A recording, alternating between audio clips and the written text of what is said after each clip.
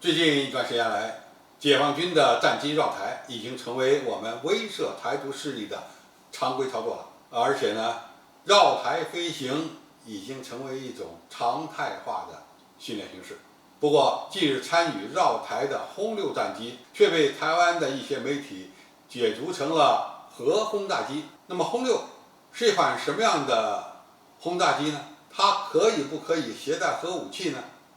应该说，携带核武器是常识，因为早在上个世纪60年代，我们刚刚开发成功核武器的时候，多次实验都是由轰六飞机携带着原子弹、氢弹进行投射试验的。轰六早在几十年前就已经具备携带核武器对敌方目标发动攻击的能力。这样的一个常识，不需要现在有人再对它进行解释。但是，可以携带核武器和用这种核武器发动攻击，那是两码事儿。那么，轰六这款中型的战略轰炸机最近进行的绕台飞行，它会携带什么样的武器系统呢？不得而知。但是，不可能携带核武器对台湾地区进行核威慑。应该说，这也应该成为一个常识，因为我们不可能对自己的同胞实施核打击。核武器只是一个威慑性的手段，它是用于威慑某些核大国的，让它不敢轻易对中国发动核打击。这次台湾媒体故意歪曲 CNN 的报道，而且进行大肆核恐吓的，都是民进党为后台的台独媒体，包括绿媒，如三立新闻、自由时报等等。目前，随着台湾地区蔡英文政府向着台独的方向越走越远，那么在两岸关系紧绷的背景下，民进党的一些胡舌，为什么要借助所谓轰六可以对台湾地区发动核攻击这么一个臆测的事实来吓唬台湾民众呢？首先，他们需要借用美国媒体的虚假宣传来制造两岸民众对立的情绪。第二，他们要为台湾地区当局不断提升军费开支寻找借口，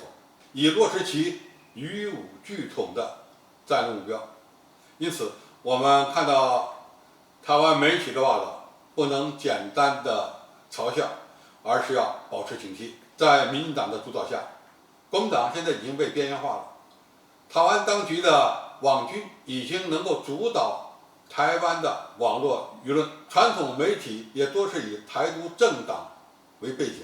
再加上现在他们对教育系统的改造，台湾普通民众对中国的认知现在发生了越来越大的偏差。那么台湾地区当局是否就能够通过这些绿媒的宣传来蒙蔽群众，进而进一步推动以武拒统的行动呢？他们实际上还是把更大的希望寄托在美国组织身上。但从美国的一些政客所透露的言论可以看出来，美国干涉台海问题现在看起来越来越不靠谱了。台军发布的大陆军力报告也首次认怂了。在这样一个大背景下，台湾的一些绿色媒体开始进一步对大陆军事行动进行丑化宣传，其目的就是为了激起两岸的对立，试图以武谋独。但是，仅靠台湾地区那点能力就能达成以武谋独的目的吗？应该说，明眼人都能看得出来，如果没有美国在后面撑腰，台湾地区领导人要想搞台独分裂活动，其下场可以说是非常明确的。因此，我奉劝对岸的一些媒体人物和政治人物认清形势，悬崖勒马，试图以武谋独，其目的是绝对达不到的。那么那些推动台独人物最终将会受到人民的审判。好，今天介绍就到这里，谢谢大家收看。感兴趣的朋友，我们可以在下面的留言区留言交流讨论。我们下期再见。